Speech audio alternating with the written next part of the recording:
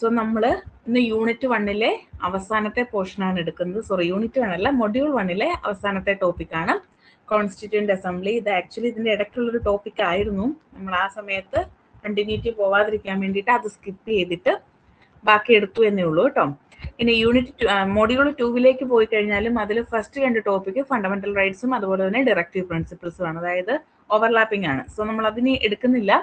അത് നിങ്ങൾ ആദ്യത്തെ ടോപ്പിക്കിലുള്ള നോട്ട്സുകൾ തന്നെ ഫോളോ ചെയ്യുക കേട്ടോ. പിന്നെ ഇന്നത്തെ ഗ്ലോബലൈസേഷൻ എന്ന് പറയുന്ന ഒരു ചെറിയൊരു ടോപ്പിക്കേ വരുന്നുള്ളൂ. അത് നമുക്ക് ലാസ്റ്റ് എടുക്കാം.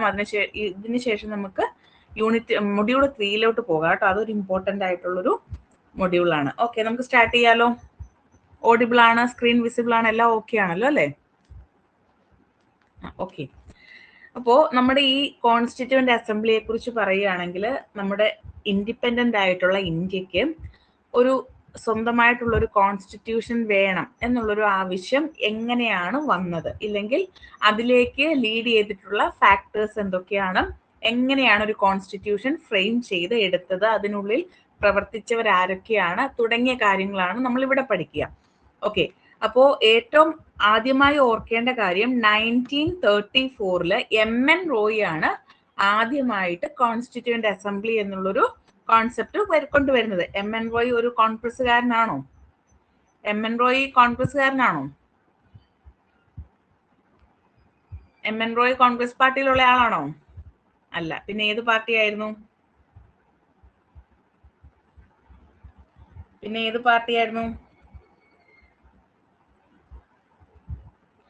കമ്മ്യൂണിസ്റ്റ് പാർട്ടിയാണ് അല്ലെ. മെക്സിക്കൻ കമ്മ്യൂണിസ്റ്റ് പാർട്ടിയൊക്കെ ഫൗണ്ട് ചെയ്ത ആളാണ് MN റോയ് എന്ന് പറയുന്നത്. പിന്നീട് 1940 എന്താണ് റാഡിക്കൽ ഡെമോക്രാറ്റിക് പാർട്ടി RDP ഒക്കെ ഫോം ചെയ്യുന്നൊക്കെ ഉണ്ട്. അങ്ങനെയുള്ള കുറെ കാര്യങ്ങൾ MN റോയ് ആയിട്ട് റിലേറ്റഡ് ആയിട്ടുള്ള കാര്യങ്ങളുണ്ട്. അത് നിങ്ങൾ ഇന്ത്യൻ പൊളിറ്റിക്കൽ തോട്ട് പഠിക്കുമ്പോൾ ആ സമയത്ത് സാർ പറയും കേട്ടോ. ഓക്കെ, അപ്പൊ MN റോയ് ആണ് ആദ്യമായിട്ട് 1934 ഒരു കോൺസ്റ്റിറ്റ്യൂവന്റ് അസംബ്ലി വേണം എന്നുള്ള ഒരു ആശയം ആദ്യമായിട്ട് കൊണ്ടുവരുന്നത്. ഇനി ഈ ഡിമാൻഡ് 1935 കോൺഗ്രസ് പാർട്ടി ഒഫീഷ്യലായിട്ട് സ്വീകരിക്കുകയാണ് ഉണ്ടായത്. അപ്പം 1934 MN റോയ് ആണ് ആദ്യമായിട്ട് കോൺസ്റ്റിറ്റ്യൂവന്റ് അസംബ്ലി എന്നുള്ള ഐഡിയ കൊണ്ടുവരുന്നത്. 1935 കോൺഗ്രസ് പാർട്ടി ഇത് ഒഫീഷ്യൽ ഡിമാൻഡ് ആയിട്ട് ടേക്കൺ അപ്പ് ചെയ്യുന്നുണ്ട്. നിങ്ങളിതപ്പോ ഒരു ടൈം ലൈൻ പോലെ എന്തെങ്കിലുമൊക്കെ എഴുതി വെച്ചിരുന്ന് പഠിച്ചാൽ അതായിരിക്കും കേട്ടോ നല്ലത്. പിന്നെ നമ്മുടെ ഈ ഒരു കാര്യം ഇല്ലെങ്കിൽ ഒരു കണ്ടീഷൻ 1940 ഓഗസ്റ്റ് ഓഫറിലൂടെ ബ്രിട്ടീഷ് ഗവൺമെന്റ് അംഗീകരിക്കുന്നുണ്ട്. നമ്മൾ ഓൾറെഡി പഠിച്ചതാണ് അല്ലെ. 1940 ഓഗസ്റ്റ് ഓഫറിലൂടെ ബ്രിട്ടീഷ് ഈ ഒരു ഡിമാൻഡ് അക്സെപ്റ്റ് ചെയ്യുന്നു. അതിനുശേഷം 1946 ക്യാബിനറ്റ് മിഷൻ പ്ലാനിന്റെ നേതൃത്വത്തില് കോൺസ്റ്റിറ്റ്യൂവന്റ് അസംബ്ലിയിലേക്കുള്ള ആളുകളെ ചൂസ് ചെയ്യുന്നതിനുള്ള ഇലക്ഷൻസ് നടക്കുന്നു. പക്ഷെ ഈ മെമ്പേഴ്സിനെ ഇലക്ട് ചെയ്തത് ഡയറക്റ്റ് ഇലക്ഷനിലൂടെയല്ല, ഇൻഡയറക്റ്റ് ഇലക്ഷനിലൂടെയാണ്. അവിടെ ഉപയോഗിച്ചിരിക്കുന്ന മെത്തേഡ് സിംഗിൾ ട്രാൻസ്ഫറബിൾ വോട്ട് സിസ്റ്റമോ ആൻഡ് പ്രൊപ്പോർഷണൽ റെപ്രസെന്റേഷൻ ആണ് കേട്ടോ. അതൊന്ന് ഓർത്ത് വെച്ചേക്കുക. കോൺസ്റ്റിറ്റ്യൂവന്റ് അസംബ്ലിയിലേക്കുള്ള മെമ്പേഴ്സിനെ നമ്മൾ ചൂസ് ചെയ്യുന്നത് പ്രൊപ്പോർഷണൽ റെപ്രസെന്റേഷൻ വഴിയാണ്. എന്താണ് പ്രൊപ്പോർഷണൽ റെപ്രസെന്റേഷൻ കൊണ്ട് ഉദ്ദേശിക്കുന്നത്? പ്രൊപ്പോർഷണൽ റെപ്രസെന്റേഷൻ എന്ന് വെച്ചാൽ എന്താ പ്രൊപ്പോർഷണൽ റെപ്രസെന്റേഷൻ എന്ന് വെച്ചാല്? പ്രൊപ്പോർഷണൽ റെപ്രസെന്റേഷൻ എന്ന് വെച്ചാൽ എന്താ?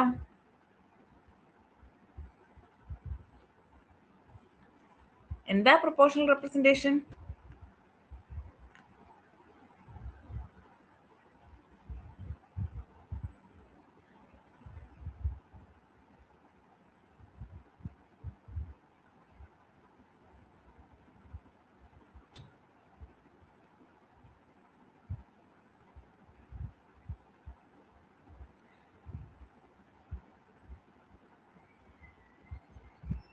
ഞാൻ പറയുന്നത് ഓഡിബിൾ ആണോ?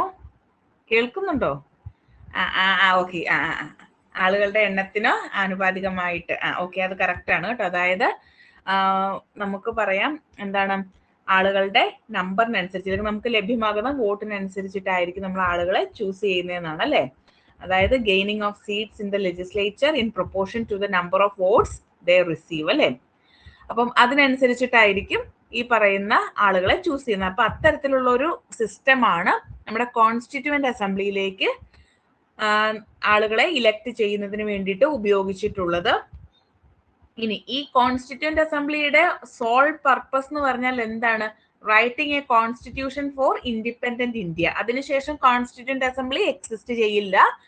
ഇൻഡിപെൻഡന്റ് ഇന്ത്യക്ക് വേണ്ടിയിട്ടുള്ള കോൺസ്റ്റിറ്റ്യൂഷൻ ഫ്രെയിം ചെയ്യുക എന്നത് മാത്രമായിരുന്നു കോൺസ്റ്റിറ്റ്യൂന്റ് അസംബ്ലിയുടെ ലക്ഷ്യം എന്ന് പറയുന്നത്. അതിനുശേഷം അതിന് എന്താണ് പ്രവർത്തനരഹിതമാകും അല്ലെ? കാരണം അവരുടെ ഉദ്ദേശ ലക്ഷ്യം എന്താണോ അത് സാധ്യമായി കഴിയുമ്പോൾ അത് ഓട്ടോമാറ്റിക്കലി ഡിസോൾവ്ഡ് ആകും. ആ ഒരു രീതിയിലാണ് കോൺസ്റ്റിറ്റ്യൂന്റ് അസംബ്ലിയെ ഫോം ചെയ്തിട്ടുണ്ടായിരുന്നത്. അപ്പൊ ഇത്രയും കാര്യങ്ങൾ ക്ലിയർ ആയാലും ഇതൊരു ടൈം ലൈൻ പോലെ നിങ്ങൾ പഠിച്ചു വെക്കുക കേട്ടോ.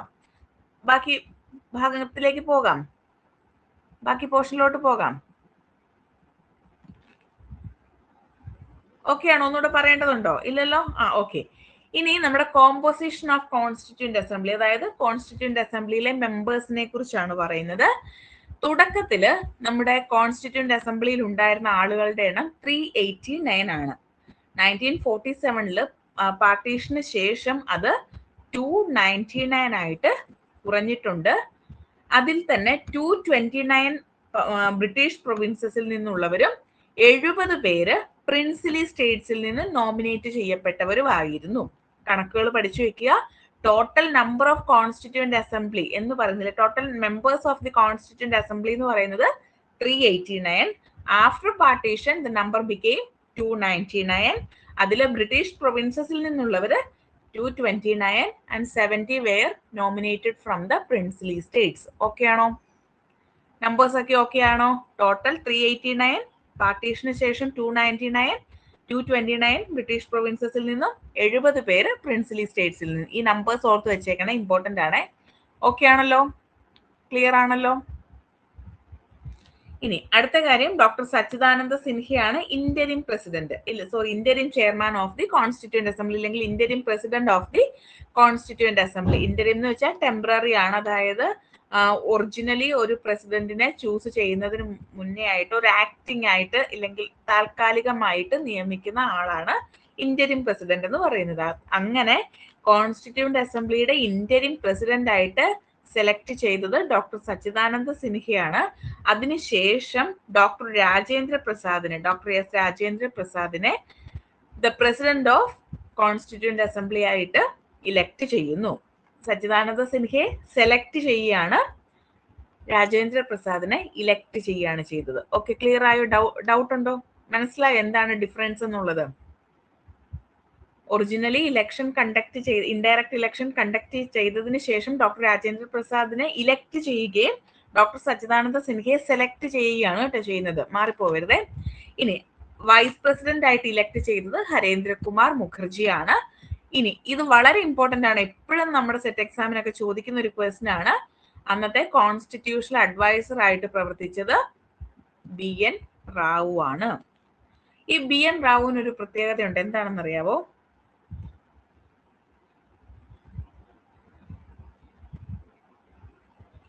BN റാവുവിന്റെ പ്രത്യേകത എന്താണെന്ന് അറിയാവോ?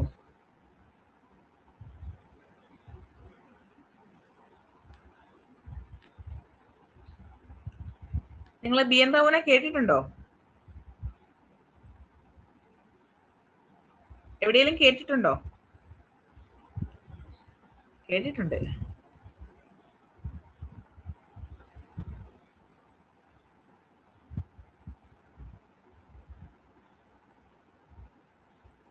BN റാവുവിന്റെ പ്രത്യേകത എന്താണെന്ന് ചോദിച്ചു കഴിഞ്ഞാൽ, ഇദ്ദേഹം ഒരു സിവിൽ സർവന്റ് ആയിരുന്നു.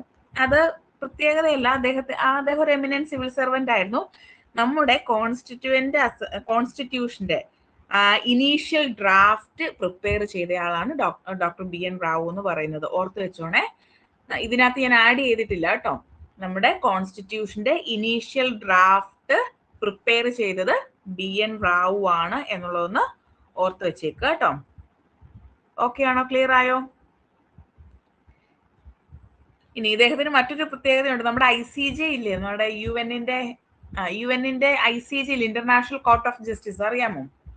സാർ പഠിപ്പിച്ചില്ലേ? UN പഠിപ്പിച്ചില്ലേ? ICJ പഠിപ്പിച്ചില്ലേ? ഹേഗില് ഹെഡ് ക്വാർട്ടർ ഒക്കെയുള്ള ഈ ICJയുടെ ജഡ്ജായിട്ട് പിന്നീട് പ്രവർത്തിച്ച ഒരു വ്യക്തിയാണ് BN റാവു എന്ന് പറയുന്നത് കേട്ടോ. അതുകൊണ്ട് തന്നെ ഇതൊന്നും ഞാൻ ഇതിനകത്ത് ആഡ് ചെയ്തിട്ടില്ല, നിങ്ങൾ എവിടെയെങ്കിലും ഒന്ന് എഴുതി വെച്ചേക്കുക. അദ്ദേഹത്തിനെ അറിയപ്പെടുന്നത് unsung architect of Indian constitution എന്നാണ് കേട്ടോ. അൺസങ്, ഇത് ഇമ്പോർട്ടന്റ് ആണ്, ചിലപ്പോൾ ചോദിക്കാം. Unsung architect of Indian constitution എന്നാണ് ഇദ്ദേഹത്തിനെ അറിയപ്പെടുന്നത്. ഇതൊന്നും ഞാൻ നോട്ടിൽ ആഡ് ചെയ്തിട്ടില്ല കേട്ടോ, എക്സ്ട്രാ ഫാക്ട് ആയിട്ട് പറയുന്നതാണ്. Unsung architect of the Indian constitution എന്നാണ് ഇദ്ദേഹത്തിനെ അറിയപ്പെടുന്നത്. എവിടെയെങ്കിലും എഴുതി വെച്ചേക്കുക, ഇമ്പോർട്ടന്റ് ആണ്. Okay, unsung architect of the Indian constitution എന്നാണ് ഡോക്ടർ ബി എൻ റാവുവിനെ അറിയപ്പെടുന്നത്. ക്ലിയർ ആയല്ലോ? അപ്പൊ ഓർത്ത് വെച്ചേക്ക്, ബി എൻ റാവു ആയിരുന്നു constitution adviser of the constituent assembly എന്നുള്ളത്. ഓക്കെ, ക്ലിയർ ആണല്ലോ അല്ലെ? നമുക്ക് ബാക്കി ഭാഗത്തിലേക്ക് പോകാലോ. യുഎന്നിന്റെ ഇന്റർനാഷണൽ കോർട്ട് ഓഫ് ജസ്റ്റിസ് ഉണ്ടല്ലോ, ICJ, നമ്മുടെ ആ 6 ഓർഗൻസിനകത്തുള്ള ഒരു ഓർഗൻ ഉണ്ടല്ലോ, അതിന്റെ ജഡ്ജായിട്ട് പ്രവർത്തിച്ചിട്ടുണ്ട് ഇദ്ദേഹം എന്നാണ് പറഞ്ഞത്. ക്ലിയർ ആയോ? ഓക്കെ ആണോ? എന്ത് പറ്റി? ഓക്കെ, ഇത് ഈ അൺസങ് ആർക്കിടെക്ട് ഓഫ് ദി, അതാണ് ഞാൻ ഇവിടെ ചാറ്റ് ബോക്സിൽ ഇട്ടിട്ടുണ്ട്. Unsung architect of the Indian. Unsung എന്ന് വെച്ചാൽ എന്താ? സംഗീയ എന്ന് വെച്ചാൽ എന്താ? പാടുക എന്നല്ലേ, പാടി എന്നുള്ളതല്ലേ. അപ്പൊ അൺസങ് എന്ന് വെച്ചാൽ എന്താ? പാടാത്തത്. മീൻസ് എന്താണ്? അധികം ഇമ്പോർട്ടൻസ് കൊടുക്കാത്ത, ഇല്ലെങ്കിൽ നമ്മൾ എപ്പോഴും കോൺസ്റ്റിറ്റ്യൂഷണൽ ഡ്രാഫ്റ്റിങ്ങിനെ കുറിച്ച് പറയുമ്പോൾ ആരുടെ പേരാ പറയുക? ഡോക്ടർ ബി ആർ അംബേദ്കറിന്റെ പേരല്ലേ പറയുന്നത്. എന്നാൽ ഡോക്ടർ ബി ആർ അംബേദ്കറിനെ പോലെ തന്നെ അതിൽ നല്ല രീതിയിൽ ഇൻവോൾവ് ചെയ്ത ഒരു വ്യക്തിയാണ് പുകഴ്ത്തപ്പെടാത്തത് എന്നാണ് നമ്മൾ കറക്റ്റ് ആ വേർഡ് പറയുന്നത് അല്ലേ. അതായത് അധികം ഇമ്പോർട്ടൻസ് കൊടുക്കാത്തതെന്ന് വെച്ചാൽ ആൾക്ക് അതിനുള്ള ആ ഒരു കഴിവിനുള്ള ആ ഒരു ഇത് കിട്ടിയില്ല, ഫെയിം കിട്ടിയില്ല എന്നുള്ളതാണ്. അവിടെ എല്ലാവരും വാഴ്ത്തിയത് ഡോക്ടർ ബി ആർ അംബേദ്കറിനെയാണ്. പക്ഷെ അതോടൊപ്പം തന്നെ അംബേദ്കറിനെ പോലെ തന്നെ അതിൽ വലിയധികം റോള് വഹിച്ച ആളായിരുന്നു ബി എൻ റാവു എന്ന് പറയുന്നത്. ക്ലിയർ ആണോ? ഓക്കെ ആണോ? ഓക്കെ ആണല്ലോ. ഇനി നമുക്ക് ബാക്കി പോകാം. ഇത് പഠിച്ചു വെച്ചോളുക. കോൺസ്റ്റിറ്റ്യൂവന്റ് അസംബ്ലി ആദ്യമായിട്ട് മെറ്റ് ചെയ്യുന്നത് 9th ഡിസംബർ 1946 ഓക്കെ, പഠിച്ചു വെച്ചേക്കുക. 1946 ഡിസംബർ 9 കോൺസ്റ്റിറ്റ്യൂവന്റ് അസംബ്ലി ആദ്യമായിട്ട് മെറ്റ് ചെയ്യുന്നത്. പക്ഷേ നമ്മുടെ മുസ്ലിം ലീഗ് ഉണ്ടല്ലോ, മുസ്ലിം ലീഗ് ഈ അസംബ്ലിയിൽ ബോയ്ക്കോട്ട് ചെയ്തു. കാരണം എന്താന്ന് ചോദിച്ചാൽ പാർട്ടീഷനുമായി ബന്ധപ്പെട്ട്, ഇല്ലെങ്കിൽ അവർക്ക് ഒരു സെപ്പറേറ്റ് സ്റ്റേറ്റ് വേണം എന്നുള്ളൊരു ഡിമാൻഡിന്റെ പുറത്ത് മുസ്ലിം ലീഗ് മീറ്റിംഗ് ബോയ്ക്കോട്ട് ചെയ്യുകയാണ്. ദെൻ 13th ഡിസംബറിൽ നമ്മുടെ Jawaharlal Nehru objective resolution constituent അസംബ്ലിയിൽ അവതരിപ്പിക്കുന്നു. ഈ ഒബ്ജക്റ്റീവ് റെസൊല്യൂഷനകത്താണ് നമ്മുടെ പ്രിയാമ്പിളിൽ പറഞ്ഞിരിക്കുന്ന പ്രധാനപ്പെട്ട കാര്യങ്ങളുണ്ടല്ലോ, അതായത് മേജർ ആസ്പിരേഷൻസ്, വാല്യൂസ് ഒക്കെ ഉള്ള ആ ഒരു പ്രിയാമ്പിളിന്റെ ഒരു പ്രധാനപ്പെട്ട സ്ട്രക്ചർ ഉണ്ടല്ലോ, അതെല്ലാം ഇൻക്ലൂഡ് ചെയ്തിരിക്കുന്നത് ഈ ഒബ്ജക്റ്റീവ് റെസൊല്യൂഷനിൽ നിന്നാണ്. അപ്പം കോൺസ്റ്റിറ്റ്യൂവന്റ് മേക്കേഴ്സിന്റെ പ്രധാനപ്പെട്ട വിഷൻസ് ഒക്കെയാണ് നമ്മൾ അതിനകത്ത് കാണുന്നത്. അപ്പോൾ അതിനെക്കുറിച്ചൊക്കെ പറയുന്ന ഒബ്ജക്റ്റീവ് റെസൊല്യൂഷൻ 13th ഡിസംബർ 1946 സഭയിൽ അവതരിപ്പിക്കുന്നു. ദെൻ ഈ resolution 22nd January 1947 unanimously adopt ചെയ്യാണ്. എന്താണ് യുനാനിമസ്ലി എന്ന് വെച്ചാൽ? യുനാനിമസ്ലി എന്ന് വെച്ചാൽ എന്താ? യുനാനിമസ്ലി എന്ന് വെച്ചാൽ എന്താ?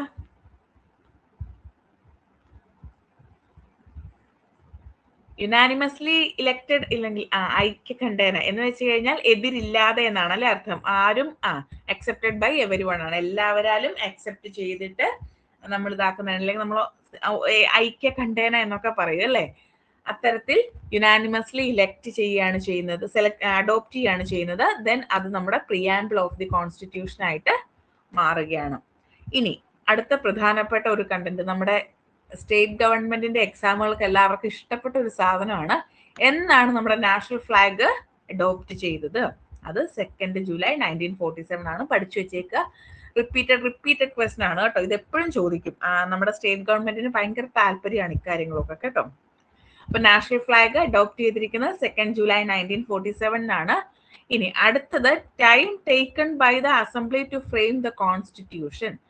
ആക്ച്വലി നമ്മുടെ നോട്ടുകളിലെല്ലാം ഇപ്പൊ ലക്ഷ്മികാന്ത് ഫോളോ ചെയ്താൽ, ഇല്ലെങ്കിൽ നോർമലി എല്ലാ നോട്ട്സുകളിലും നമ്മൾ പറയുക എന്താണ്? 2 years 11 months and 18 days ആണ് കോൺസ്റ്റിറ്റ്യൂഷൻ ഫ്രെയിം ചെയ്യാൻ എടുത്തിരിക്കുന്നത്. എന്നാൽ നമ്മുടെ ചില സമയങ്ങളിലെങ്കിലും, ഇപ്പം നിങ്ങളുടെ ഓപ്ഷനകത്ത് സ്റ്റേറ്റ് ഗവൺമെന്റിന്റെ എക്സാമുകളിൽ 18 days ഉണ്ടാവത്തില്ല, അവിടെ 17 days ആയിരിക്കും. നോർമലി നമ്മുടെ സ്റ്റേറ്റ് ഗവൺമെന്റിന്റെ എല്ലാ എക്സാമിനകത്ത് അവരെന്താണ് കാണിക്കുന്നത്, അവിടെ 17 days ആണ് കൊടുക്കാറുള്ളത് കേട്ടോ. അങ്ങനെ ഒരു ഓപ്ഷൻ ഉണ്ടെങ്കിൽ നിങ്ങൾ ഇനി ആൻസർ ഇല്ലല്ലോ എന്ന് വിചാരിച്ച് ഡൗട്ട്ഫുൾ ആവണ്ട, അത് ചൂസ് ചെയ്യുക കേട്ടോ. 18 days ഉണ്ടെങ്കിൽ 18 days ചൂസ് ചെയ്യുക. അതർവൈസ് 17 days ആണ് കൊടുത്തിരിക്കുന്നതെങ്കിൽ അത് ചൂസ് ചെയ്യുക കേട്ടോ. 2 വർഷവും 11 മാസവും 18 ദിവസവും എടുത്തിട്ടാണ് നമ്മുടെ കോൺസ്റ്റിറ്റ്യൂഷൻ ഫുള്ളി ഫ്രെയിം ചെയ്തിരിക്കുന്നത്. ഏകദേശം അതിനുവേണ്ടി സ്പെൻഡ് ആയിരിക്കുന്നത് എത്രയാണ്? 64 lakhs. ഇപ്പോഴത്തെ 64 lakhsനേക്കാളും വലിയ എമൗണ്ട് ആണല്ലേ അന്നത്തെ 64 lakhs എന്ന് പറയുന്നത്. കോടികളുടെ വാല്യൂ ഉണ്ടല്ലേ അന്ന്. 1947 എന്നൊക്കെ പറഞ്ഞാൽ നല്ല വാല്യൂ ഉള്ള ടൈമാണ്. 64 lakhs rupees ആണ് ഇതിനു വേണ്ടിയിട്ട് ചെലവായിരിക്കുന്ന എമൗണ്ട് എന്ന് പറയുന്നത്. ഇനി മറ്റൊരു പ്രധാനപ്പെട്ട പോയിന്റ് ആണ് 24th January 1950 നമ്മുടെ ജനഗണമന, അതായത് നാഷണൽ ആന്തം, ജനഗണമന അഡോപ്റ്റ് ചെയ്തിരിക്കുന്നത് എന്നുകൂടി ഒന്ന് ഓർത്ത് വെച്ചേക്കുക. ഓക്കെ, ക്ലിയർ ആയോ? ക്ലിയർ ആയല്ലോ?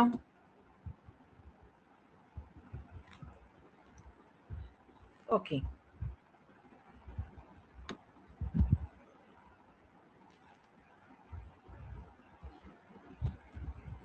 ഇനി ഡ്രാഫ്റ്റ് പബ്ലിഷ് ചെയ്യുന്ന 1948 ജാനുവരി 1948 ഒരു 8 മാസത്തിനുള്ളിൽ ഇതിന്റെ ഫീഡ്ബാക്ക് ഒക്കെ അയക്കാൻ പറഞ്ഞിട്ട് റെഫർ ടു ദ പീപ്പിൾ റെഫറൻഡത്തിന് കൊടുക്കുകയാണ്.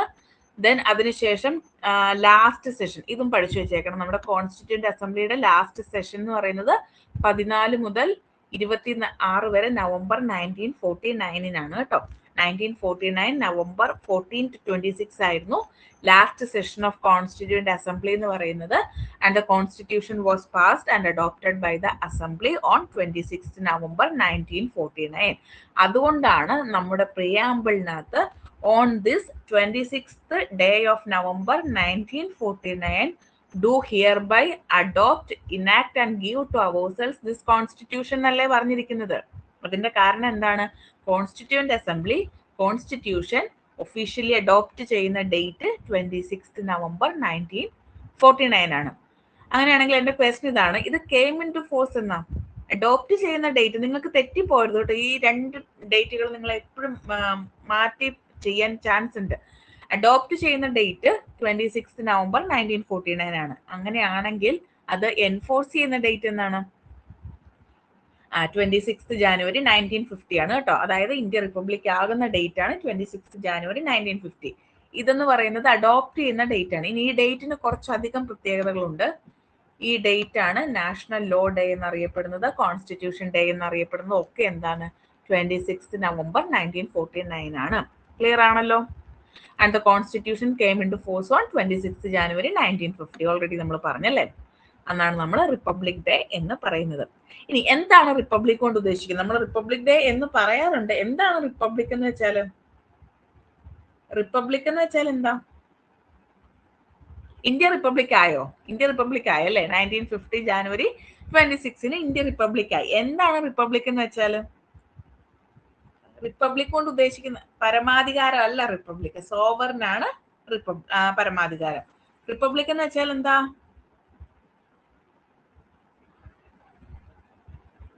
Head of the state is elected എന്നുള്ള അല്ലെ, ഡയറക്റ്റോ ഇൻഡയറക്റ്റോ ഏത് മീൻസും ആയിക്കോട്ടെ, ഹെഡ് ഓഫ് ദി സ്റ്റേറ്റ് എങ്ങനെയായിരിക്കണം? ഇലക്റ്റഡ് ബൈ ദ പീപ്പിൾ ആയിരിക്കണം അല്ലെ. ഡയറക്റ്റ് ഇലക്ഷനും ആവാം, ഇൻഡയറക്റ്റ് ഇലക്ഷനും ആവാം കേട്ടോ. എങ്ങനെയാണെങ്കിലും ഹെഡ് ഓഫ് ദി സ്റ്റേറ്റിനെ എന്താണ്? ജനങ്ങൾ തിരഞ്ഞെടുത്തിരിക്കുന്ന ആളായിരിക്കണം എന്നാണ്. പിന്നെ സോവറിൻ സ്റ്റേറ്റും ആകും, കാരണം നമുക്ക് അതുവരെ നമുക്കൊരു എക്സ്റ്റേണൽ ആയിട്ടുള്ള ഒരു കൺട്രോളിങ് ഉണ്ടായിരുന്നു അല്ലെ. നമ്മുടെ ബ്രിട്ടീഷ് ഗവൺമെന്റിന്റെ ഒരു കൺട്രോൾ ഇന്ത്യയുടെ മുകളിൽ ഉണ്ടായിരുന്നു, അതും കംപ്ലീറ്റ് ആയിട്ട് ഇല്ലാതാകുന്നുണ്ട്. സോ സോവറിൻ ആകുന്നതും റിപ്പബ്ലിക് ആകുന്നതും ഒക്കെ 1950 ആണെന്ന്. സോവറിൻ ആകുന്നത് 1947 ആണോ? റിപ്പബ്ലിക് ആണോ? 1950 സോവറിൻ ആകുന്നത് 1947 1950 എന്നാണ്?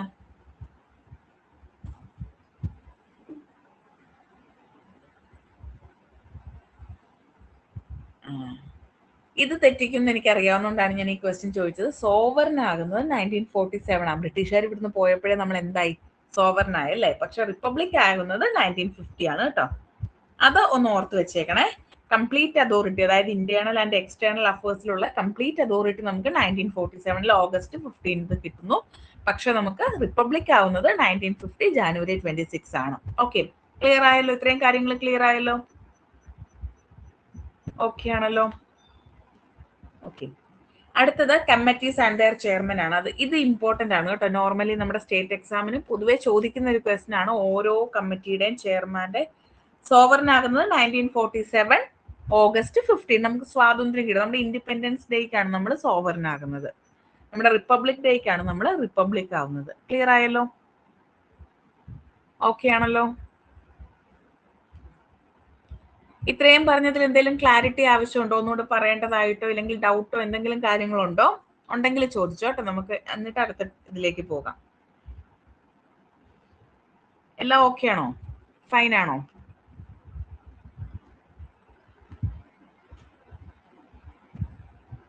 എല്ലാം ഓക്കെ ആണോ? അടുത്ത ടോപ്പിക്കിലേക്ക് പോകാം. ഓക്കെ, ഇനി നമ്മൾ പറയുന്ന കമ്മിറ്റീസ് ആൻഡ് ദെയർ ചെയർമാൻ ആണ്. നിങ്ങൾക്ക് അറിയാവുന്ന പോലെ തന്നെ drafting committee chairman doctor BR Ambedkar ആണ്. Union constitution committee chairman Jawaharlal Nehru. Union powers committee Nehru. States committee Nehru. Steering committee doctor Rajendra Prasad. Rules of procedure committee Rajendra Prasad. Provincial constitutional committee Sardar Vallabhbhai Patel.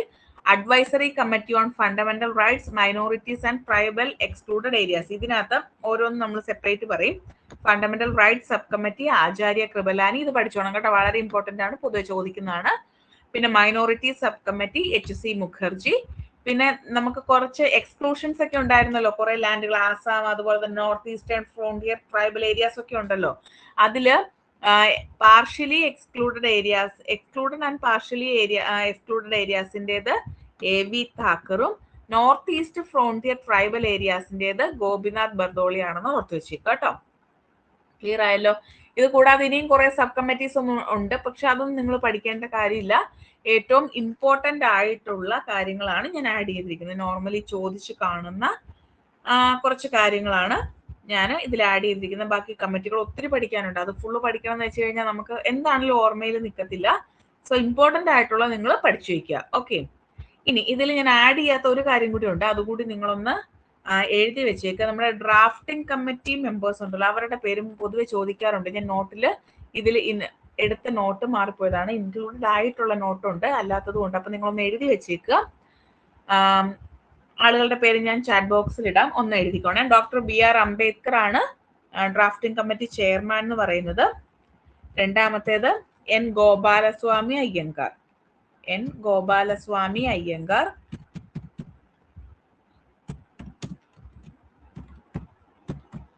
N Gopalaswamy Iyengar. അടുത്തത് Alladi Krishnaswamy Iyer. Alladi Krishnaswamy Iyer.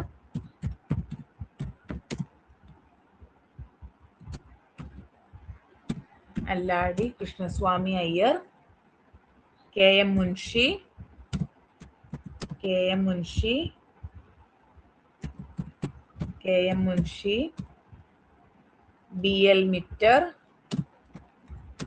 BL മിറ്റർ. DP Khaitan. DP Khaitan. Muhammad സദാഉള്ള. Muhammad സദാഉള്ള. ഇത്രയും പേരായിരുന്നു drafting committee members എന്ന് പറയുന്നത്. 7 പേരെയും കിട്ടിയല്ലോ അല്ലേ? ഇനിയുണ്ടല്ലോ ഇതിൽ 2 പേര്. ഒന്നാമത്തെ ആള് BL മിറ്റർ. BL മിറ്ററിനെ പിന്നീട് റീപ്ലേസ് ചെയ്യുന്നുണ്ട്.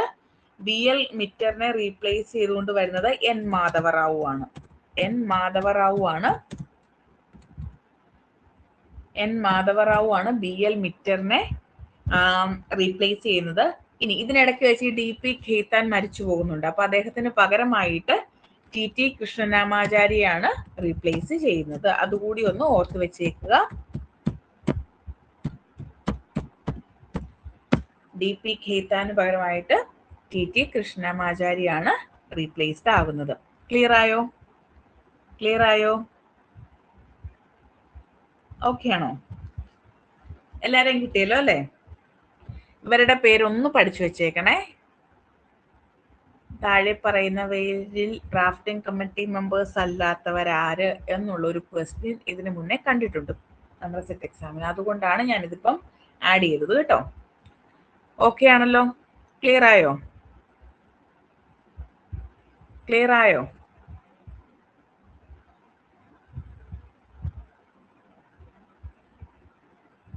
ഓക്കെ ആണോ? ക്രിറ്റിസിസത്തിലേക്ക് പോകാം.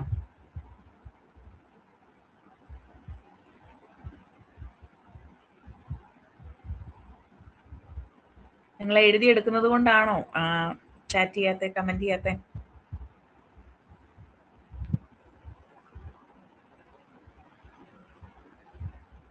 ഓഡിബിൾ അല്ല?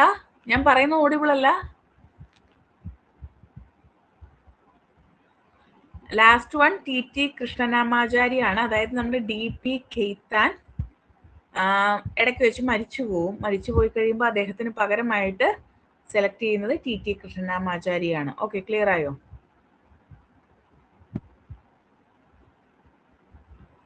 കേട്ടോ? ഇപ്പൊ കേട്ടോ? ബാക്കിയുള്ളവർക്ക് ഓഡിബിൾ ആണോ? ഓഡിബിൾ ആണോ? ഓക്കെ, ഇത്രയുമാണ് ബേസിക് ആയിട്ടുള്ള കാര്യങ്ങൾ. ഇത്രയും നിങ്ങൾ പഠിച്ചാൽ മതി. ഇതിനപ്പുറത്തേക്കൊന്നും ഇതുവരെയും ക്വസ്റ്റ്യൻസ് കണ്ടിട്ടില്ല. സോ നിങ്ങൾ ഇത്രയും പഠിച്ചാൽ മതി. നമ്മൾ ഒരുപാട് വർക്ക് ലോഡ് ഉണ്ടാക്കി കൊടുക്കേണ്ട കാര്യമില്ലല്ലോ. നമുക്ക് ആവശ്യമുള്ളത് മാത്രം നമ്മൾ പഠിച്ചാൽ മതി കേട്ടോ. ഇനി ഇതിനകത്ത് ഞാൻ കുറെ ക്രിറ്റിസിസംസ് ആഡ് ചെയ്തിട്ടുണ്ട്. എന്തിനാണെന്ന് ചോദിച്ചാൽ ഇത് നിങ്ങൾക്ക് സ്റ്റേറ്റ്മെന്റ് ടൈപ്പിൽ ചോദിക്കാം. സോ ഞാൻ അതുകൊണ്ടാണ് ഇത് ആഡ് ചെയ്തിരിക്കുന്നത്. ഇത് മുഴുവനൊന്നും നിങ്ങൾ പഠിക്കേണ്ട, ജസ്റ്റ് വായിച്ചു കിട്ടാൽ മതി. ക്രിറ്റിസിസം ഓഫ് ദി കോൺസ്റ്റിറ്റ്യൂന്റ് അസംബ്ലിയിൽ ആദ്യമായിട്ട് പറയുന്നത് എന്താണ്? ഇതൊരു റെപ്രസെന്റേറ്റീവ് ബോഡി അല്ല. കാരണം എന്താ? ഇതൊരു റെപ്രസെന്റേറ്റീവ് ബോഡി അല്ല എന്ന് പറയാൻ കാരണം എന്താ? ഇതിലെ മെമ്പേഴ്സിനെ ഡയറക്ട്ലി ഇലക്റ്റഡ് അല്ല. അതായത് യൂണിവേഴ്സൽ അഡൾട്ട് ഫ്രാഞ്ചൈസ് എന്ന് പറയുന്ന നമ്മുടെ ആ ഒരു നോർമൽ ഇലക്ഷൻ പ്രൊസീജിയർ അല്ല, മെത്തേഡ് ഉണ്ടല്ലോ, ആ മെത്തേഡ് ഉപയോഗിച്ചുകൊണ്ട് ചൂസ് ചെയ്തതല്ല. അതുകൊണ്ട് തന്നെ ഇതൊരു റെപ്രസെന്റേറ്റീവ് ബോഡി അല്ല എന്നുള്ളതായിരുന്നു ഫസ്റ്റ് ക്രിറ്റിസിസം ആയിട്ട് വന്നത്. രണ്ടാമതായിട്ട് പറയുന്നത് ഇത് ഫ്രെയിം ചെയ്യാൻ ഒരുപാട് കാലം എടുത്തു എന്നാണ്. നമ്മൾ പറഞ്ഞല്ലേ, 2 വർഷവും 11 മാസവും 18 ദിവസങ്ങളും എടുത്തിട്ടാണ് ഇത് ഫ്രെയിം ചെയ്തെടുത്തതെന്ന് പറഞ്ഞാൽ ഇറ്റ്സ് എ ലോങ് റൺ ആണ് അല്ലേ. ഭയങ്കര ഒരുപാട് നാളുകൾ എടുത്തിട്ടാണ് ഈ ഒരു കോൺസ്റ്റിറ്റ്യൂഷൻ ഫ്രെയിം ചെയ്തത് എന്നുള്ളതൊരു ക്രിറ്റിസിസം ആയിട്ട് പറയാറുണ്ട്. മൂന്നാമതായിട്ട് പറയുന്നത് കോൺസ്റ്റിറ്റ്യൂവന്റ് അസംബ്ലി എന്ന് പറയുന്ന ഒരു സോവറിൻ ബോഡി അല്ല. ഇത് ബ്രിട്ടീഷുകാർ ക്രിയേറ്റ് ചെയ്ത ബോഡിയാണ് അല്ലെ. നമ്മൾ ആദ്യമേ പറഞ്ഞില്ല, ഓഗസ്റ്റ് ഓഫറിൽ ബ്രിട്ടീഷുകാർ എന്ത് ചെയ്യുന്നുണ്ട്? കോൺസ്റ്റിറ്റ്യൂവന്റ് അസംബ്ലി വേണം എന്നുള്ള ആവശ്യം അംഗീകരിക്കുന്നുണ്ട്. അതിനുശേഷം സർ സ്റ്റഫോർഡ് ക്രിപ്സിന്റെ നേതൃത്വത്തിലുള്ള ക്രിപ്സ് മിഷൻ ഇതിനെക്കുറിച്ച് പഠിക്കുന്നതിനായിട്ട് ഇന്ത്യയിലേക്ക് വരുന്നുണ്ട്. ഇതിനൊക്കെ ശേഷമാണ് ക്യാബിനറ്റ് മിഷൻ പ്ലാനിലൂടെ എന്ത് ചെയ്യുന്നത്? ഒരു കോൺസ്റ്റിറ്റ്യൂവന്റ് അസംബ്ലി ക്രിയേറ്റ് ചെയ്യുന്നത്. അതായത് ഇത് ഇന്ത്യയുടെ ഒരു സോവറിൻ ബോഡി അല്ല, മറിച്ച് ഇത് ബ്രിട്ടീഷുകാർ ക്രിയേറ്റ് ചെയ്തതാണ് എന്നുള്ള ഒരു ക്രിറ്റിസിസം വരാറുണ്ട്. പക്ഷേ കോൺസ്റ്റിറ്റ്യൂവന്റ് അസംബ്ലി ഒരു fully independent and sovereign body ആയിട്ട് തന്നെയാണ് വർക്ക് ചെയ്തത്. അതിൽ വേറെ ഒരു ഇന്ററാക്ഷൻ ഇല്ലെങ്കിൽ ആരും ബ്രിട്ടീഷുകാരിനകത്ത് ഇടപെടലുകളോ കാര്യങ്ങളോ ഒന്നും നടത്തിയിട്ടില്ല. കംപ്ലീറ്റ്ലി ഒരു ഇൻഡിപെൻഡന്റ് ബോഡി ആയിട്ട് തന്നെയാണ് കോൺസ്റ്റിറ്റ്യൂവന്റ് അസംബ്ലി വർക്ക് ചെയ്തിട്ടുള്ളത്. എന്നാൽ അത് ഫോം ചെയ്തത് ബ്രിട്ടീഷുകാരാണ് എന്നുള്ളതായിരുന്നു ഒരു ക്രിറ്റിസിസം ആയിട്ട് വന്നിട്ടുള്ളത്. മറ്റൊന്നെന്ന് പറയുന്നത് ഇതിനുള്ളിൽ ഉപയോഗിച്ചിരിക്കുന്ന ലാംഗ്വേജ് ആണ്. വളരെ കോംപ്ലിക്കേറ്റഡ് ആയിട്ടുള്ള ലാംഗ്വേജ് ആണ് കോൺസ്റ്റിറ്റ്യൂഷനിൽ ഉപയോഗിച്ചിരിക്കുന്നത്. നിങ്ങൾ കോൺസ്റ്റിറ്റ്യൂഷന്റെ ഏതെങ്കിലും ഒരു പോർഷൻ ഡയറക്റ്റ് വായിച്ചിട്ടുണ്ടോ? കോൺസ്റ്റിറ്റ്യൂഷനിൽ നിന്ന് വായിച്ചിട്ടുണ്ടോ? കോൺസ്റ്റിറ്റ്യൂഷനിൽ നിന്ന് വായിച്ചിട്ടുണ്ടോ? കോൺസ്റ്റിറ്റ്യൂഷന്റെ ഏതെങ്കിലും ആർട്ടിക്കിൾസോ പ്രൊവിഷൻസോ വായിച്ചിട്ടുണ്ടോ? അതൊന്നും എടുത്ത് വായിച്ചു നോക്കണം. നമ്മുടെ കിളി പോകുന്ന ഐറ്റംസ് ഒക്കെ അതിനകത്തുണ്ട്. അതായത് നമ്മൾ വായിക്കുമ്പോൾ നമുക്ക് ഇതെന്താ പറഞ്ഞിരിക്കുന്നതെന്ന് അതിന്റെ എക്സ്പ്ലനേഷൻ ഇല്ലാതെ മനസ്സിലാക്കാൻ പറ്റാത്ത ഒരു സാഹചര്യം ഉള്ള കുറെ കാര്യങ്ങളൊക്കെ അതിനകത്ത് ആഡ് ചെയ്തിട്ടുണ്ട്. അപ്പം ഈ വളഞ്ഞു മുക്കെ പിടിക്കുന്ന രീതിയിലൊക്കെ. അതുകൊണ്ടാണ് ഇതൊരു പാരഡൈസ് ഓഫ് ദി ലോയേഴ്സ് എന്നാണ് അറിയപ്പെടുന്നത്. നമ്മുടെ Indian constitution is A paradise of the lawyers എന്ന് പറയാറുണ്ട്. കാരണം എന്താണ്?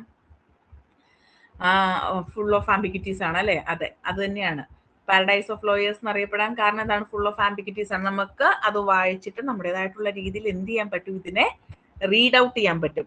അങ്ങനെ ചെയ്യുമ്പോൾ ഒരുപാട് കോംപ്ലിക്കേഷൻസ് ഇല്ലെങ്കിൽ കോൺട്രവേഴ്സീസ് ഒക്കെ ഉണ്ടാവാനുള്ള ചാൻസസ് ഉണ്ട് അല്ലെ. ഒരു ഡീറ്റെയിലിംഗ് ഉണ്ടെന്ന് പറഞ്ഞാൽ പോലും ഒരു കറക്റ്റ്നെസ് ഇല്ല. അതാണ് ഏറ്റവും വലിയൊരു ഇഷ്യൂ എന്ന് പറയുന്നത്. അത് വലിയൊരു ക്രിറ്റിസിസം ആയിട്ട് പറയാറുണ്ട്. സോ ഇത് ലിറ്ററലി കോംപ്ലിക്കേറ്റഡ് ആയിട്ടുള്ള ഒന്നായിട്ടാണ് പറയുന്നത്. ആൻഡ് ലാസ്റ്റ് എന്ന് പറയുമ്പോൾ The Constituent Assembly was dominated by the Congress Party. നമുക്ക് പറയാറുണ്ടല്ലേ കോൺഗ്രസ് പാർട്ടിയുടെ ഒരു ഡൊമിനേഷൻ അവിടെ നമുക്ക് കാണാൻ സാധിക്കുന്നുണ്ട്. മറ്റ് പൊളിറ്റിക്കൽ പാർട്ടീസിനൊന്നും വലിയ റോളൊന്നും അവിടെ ഉണ്ടായിരുന്നില്ല എന്ന് പറയാറുണ്ട്. എന്നാൽ ഇതിനകത്ത് ഹെട്രോജീനിയസ് ആയിട്ടുള്ള പാർട്ടി മെമ്പേഴ്സ് ഉണ്ടായിരുന്നു. ക്രിറ്റിസിസം അങ്ങനെയാണെങ്കിലും എന്താണ് ഹെട്രോജീനിയസ് ആയിട്ടുള്ള അല്ലെങ്കിൽ പല പാർട്ടികളിൽ നിന്നുള്ള മെമ്പേഴ്സ് അവിടെ ഉണ്ടായിരുന്നു. കാരണം ഇന്ത്യൻ സൊസൈറ്റിയുടെ മിക്ക സെക്ഷൻസിൽ നിന്നുള്ളവരും എന്ത് ചെയ്തിരുന്നു, ഇവിടെ റെപ്രസെന്റ് ചെയ്തിരുന്നു എന്നുള്ളതാണ് പറയാറ്. കോൺഗ്രസ് പാർട്ടിയുടെ മെജോറിറ്റി ക്രിറ്റിസിസമായിട്ട് എമേർജ് ചെയ്ത് വരുന്നുണ്ടെങ്കിലും ഒരു ഹെട്രോജിനിറ്റി അവിടെ അവർ ഫോളോ ചെയ്തിട്ടുണ്ടായിരുന്നു. ആൻഡ് ലാസ്റ്റ് വൺ ആയിട്ട് പറയുന്നത് ഇതിനൊരു ഹിന്ദു ഡൊമിനൻസ് ഉണ്ടായിരുന്നു എന്നുള്ളതാണ്. ഹിന്ദു ഡൊമിനൻസ് ഉണ്ടായിരുന്നു എന്ന് പറയുമ്പോഴും പ്രൊപ്പോർഷണൽ റെപ്രസെന്റേഷൻ അനുസരിച്ചിട്ടാണല്ലോ ചൂസ് ചെയ്തിരിക്കുന്നത്. അപ്പൊ പിന്നെ നമുക്കൊരു ഹിന്ദു ഡൊമിനൻസിന്റെ എന്ന് പറയുന്ന ക്രിറ്റിസിസത്തിനെ കറക്റ്റ് ആയിട്ട് നമുക്ക് എക്സ്പ്ലെയിൻ ചെയ്യാൻ പറ്റത്തില്ല. കാരണം ഓൾറെഡി ഇത് ഇൻഡയറക്റ്റ് ഇലക്ഷനിലൂടെ പ്രൊപ്പോർഷണൽ റെപ്രസെന്റേഷൻ ഫ്രം കമ്മ്യൂണിറ്റീസ് ആണ് അല്ലേ. സോ നമുക്ക് അതിനെ നമുക്ക് സപ്പോർട്ട് ചെയ്യാൻ പറ്റത്തില്ല എന്നുള്ള ഒരു വാദഗതിയും ഉണ്ടാവാറുണ്ട്. ഇങ്ങനെ ഇത്തരത്തിലുള്ള ക്രിറ്റിസിസംസ് ഒക്കെ നമ്മുടെ കോൺസ്റ്റിറ്റ്യൂവന്റ് അസംബ്ലിക്ക് വന്നിട്ടുണ്ട് എന്നുള്ളതാണ്. ഓക്കെ, അപ്പം കോൺസ്റ്റിറ്റ്യൂവന്റ് അസംബ്ലി ക്ലിയർ ആയോ? സോ ഇതോടുകൂടി നമ്മുടെ ഫസ്റ്റ് മൊഡ്യൂൾ കഴിഞ്ഞു. ഇതിന്റെ PYQ ഞാൻ നാളെ തരാം കേട്ടോ. ഞാൻ കുറച്ചുകൂടെ പ്രിപ്പയർ ചെയ്യാനുണ്ട്, അതുകൊണ്ടാണ് നാളത്തേക്ക് PYQ തരാവേ. PYQ ഡിസ്കഷൻ നമുക്ക് നാളെ നടത്താം കേട്ടോ, കംപ്ലീറ്റ് ആയിട്ട്. അതായത് ഫണ്ടമെന്റൽ റൈറ്റ്സിൽ നിന്നും ഡയറക്റ്റീവ് പ്രിൻസിപ്പിൾസിൽ നിന്നും ഇതിൽ നിന്നും അതുപോലെ ഹിസ്റ്റോറിക്കൽ ആന്റിസിഡൻസിൽ നിന്നും ഒക്കെ ചോദിച്ചിട്ടുള്ള എല്ലാ ക്വസ്റ്റ്യൻസും അടങ്ങിയിട്ടുള്ള ഒരു പാക്കേജ് തരാം. ഓക്കെ, ഒരു PDF തരാം കേട്ടോ. ഓക്കെ ആണല്ലോ, ക്ലിയർ ആണോ? എന്തെങ്കിലും ഡൗട്ട് ഉണ്ടോ ഇതില്? എന്തെങ്കിലും ഡൗട്ട് ഉണ്ടോ? യൂണിറ്റ് മൊഡ്യൂൾ 1 എന്തെങ്കിലും ഡൗട്ട് ഉണ്ടോ? ഇതുവരെയും പറഞ്ഞിരിക്കുന്ന ഏതെങ്കിലും പോർഷനിൽ എന്തെങ്കിലും ഡൗട്ട് ഉണ്ടോ? ഓക്കെ ആണോ?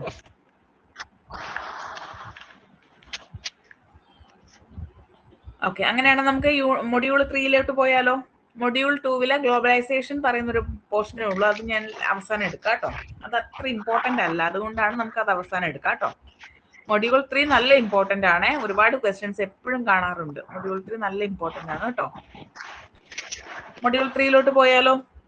ഓക്കെ, ഞാൻ ഷെയർ ചെയ്യാവേ.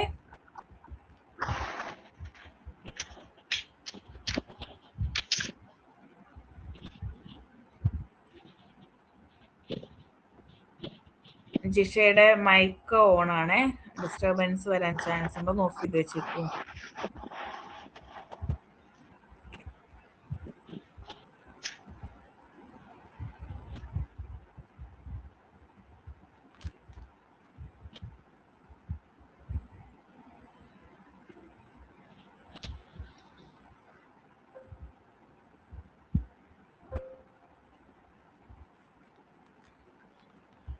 വിസിബിൾ ആയോ? സ്ക്രീൻ വിസിബിൾ ആയോ? ഫയൽ ഓപ്പൺ ആയോ? കാണുന്നുണ്ടോ? കാണുന്നുണ്ടോ?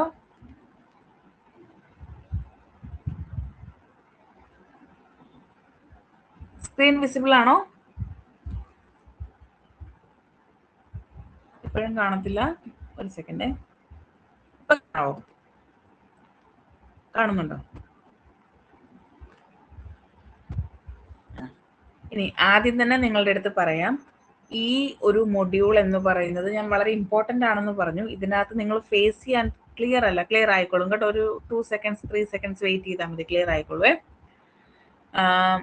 ഈ ഒരു മൊഡ്യൂളിൽ അല്ലെങ്കിൽ ഇനി അങ്ങോട്ടുള്ള 3, 4, 5 ഒക്കെ നിങ്ങൾ ഫേസ് ചെയ്യാൻ പോകുന്ന വളരെ പ്രധാനപ്പെട്ട ഇഷ്യൂ എന്ന് പറഞ്ഞാൽ ആർട്ടിക്കിൾസ് ആണ്. ഇപ്പം നിങ്ങൾ ഫണ്ടമെന്റൽ റൈറ്റ്സും ഡയറക്റ്റീവ് പ്രിൻസിപ്പിൾസും കോമൺലി യൂസ്ഡ് ആയതുകൊണ്ട് അതിലെ ആർട്ടിക്കിൾസ് ഒക്കെ നിങ്ങൾക്ക് ഒന്നുകൂടി എളുപ്പമായിരിക്കും.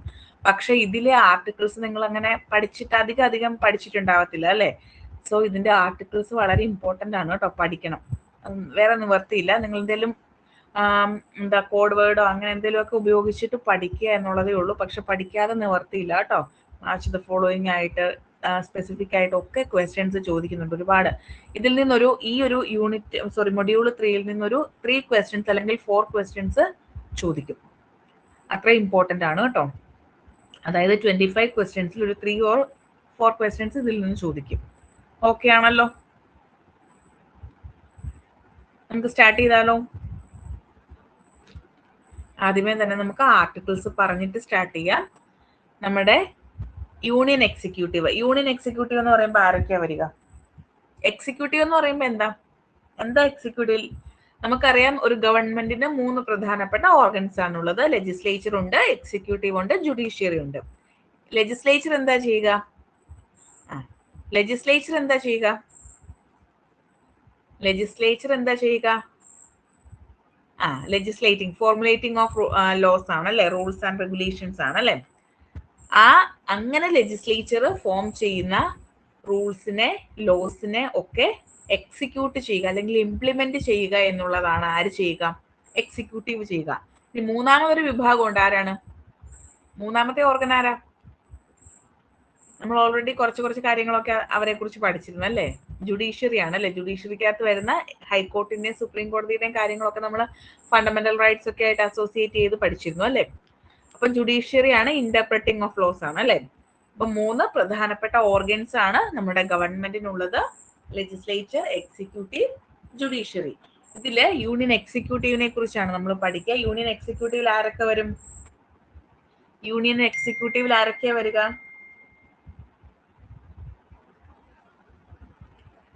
യൂണിയൻ എക്സിക്യൂട്ടീവിൽ ആരൊക്കെയാ വരിക?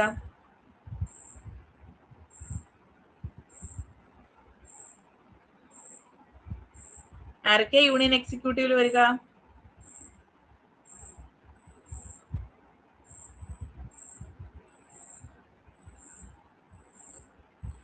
പ്രസിഡന്റ്, വൈസ് പ്രസിഡന്റ് ഉണ്ട്, പ്രൈം മിനിസ്റ്റേഴ്സ് ഉണ്ട്, ക്യാബിനറ്റ് മിനിസ്റ്റേഴ്സ് ഉണ്ട്. തീർന്നോ?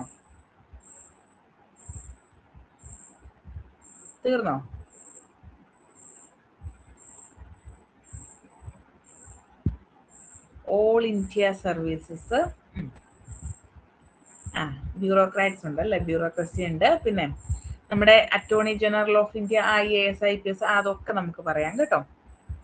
ഓക്കെ, അപ്പം കൗൺസിൽ ഓഫ് ക്യാബിനറ്റ് മിനിസ്റ്റേഴ്സ് എന്ന് പറയുന്നതിനേക്കാളും നല്ലത് കൗൺസിൽ ഓഫ് മിനിസ്റ്റേഴ്സ് എന്ന് പറയുന്നതാവും കേട്ടോ.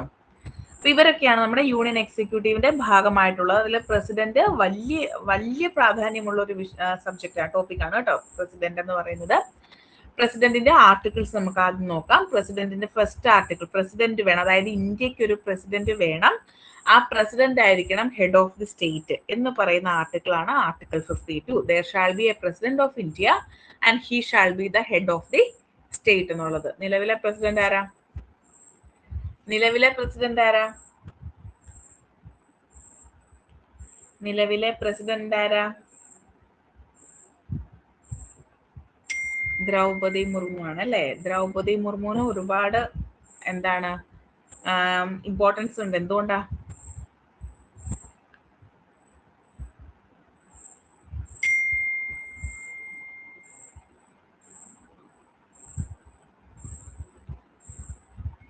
ദ്രൗപദി മുർമുവിന്റെ പ്രാധാന്യം എന്താ? ഇല്ലെങ്കിൽ നമ്മൾ പറയുന്ന രീതിയിൽ പ്രധാനപ്പെട്ട ഇമ്പോർട്ടന്റ് ആസ്പെക്ട്സ് എന്താ? ഫസ്റ്റ് ഫ്രം ഷെഡ്യൂൾഡ് കമ്മ്യൂണിറ്റി അല്ലേ. വെരി ഗുഡ്, അതാണ് കറക്റ്റ് ആണ് അല്ലേ. നമ്മുടെ ഫസ്റ്റ് പ്രസിഡന്റ് ആരാ? ഫസ്റ്റ് പ്രസിഡന്റ് ആരാ? Doctor S Rajendra Prasad. രണ്ടാമത്തെ ആളാരാ?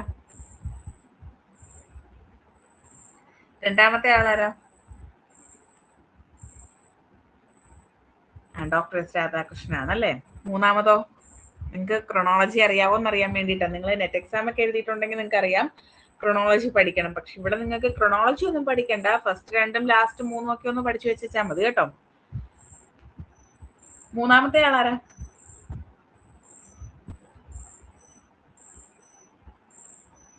മൂന്നാമത്തെ ആളാരാ?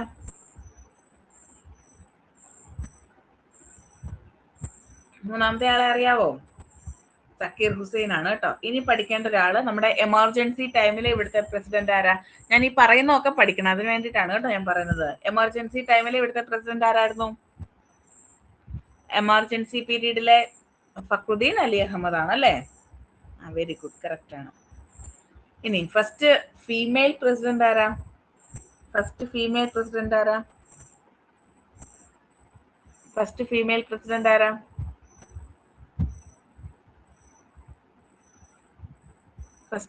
പ്രതിഭ പാട്ടീൽ ആണ് അല്ലെ. അപ്പൊ നിങ്ങൾക്ക് അത്യാവശ്യം ഐഡിയ ഒക്കെ ഉണ്ട്. ഓക്കെ, അത്യാവശ്യം ഐഡിയ ഒക്കെ ഉണ്ട്. അങ്ങനെയാണെങ്കിൽ ഞാൻ ചോദിക്കട്ടെ, APJ അബ്ദുൽ കലാമിന്റെ ടൈം പീരീഡ് അറിയാവോ? മീൻസ് ഏത് വർഷമാണ് അദ്ദേഹം പ്രസിഡന്റ് ആയിട്ട് ഇത് ചെയ്തതെന്ന് പറഞ്ഞാൽ മതി. ഏത് വർഷമാണെന്ന് അറിയാവോ?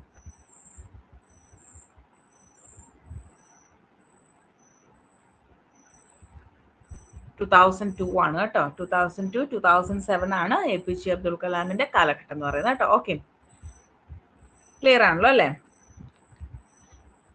ഇനി ഒരു കാര്യം കൂടി ഓർത്ത് വെച്ചേക്കുക, ഇതില് ഒരാളെ മാത്രമേ ഉള്ളൂ 2 തവണ പ്രസിഡന്റ് ആയിട്ട് ഇലക്ട് ചെയ്തിട്ടുള്ളൂ. അതാരാന്നറിയാവോ? ഇത്രയും കാലത്തിനോടിടയ്ക്ക് ഒരു 15 പേര് പ്രസിഡൻസ് ആയിട്ട് വന്നിട്ടുണ്ട്. ഈ 15 പേരിൽ ഒരാളെ മാത്രമാണ് 2 തവണ പ്രസിഡന്റ് ആയിട്ട് ചൂസ് ചെയ്തിട്ടുള്ളത്. അതാരാ?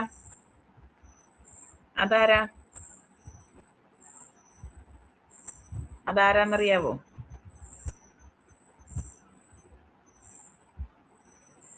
അല്ല അല്ല അല്ല അല്ല ഡോക്ടർ എസ് രാജേന്ദ്ര പ്രസാദ് ആണ് കേട്ടോ. 1950 തൊട്ട് 1962 വരെ ഇന്ത്യൻ പ്രസിഡന്റ് ആയിട്ടിരുന്നത് ഡോക്ടർ രാജേന്ദ്ര പ്രസാദ് ആണ് കേട്ടോ.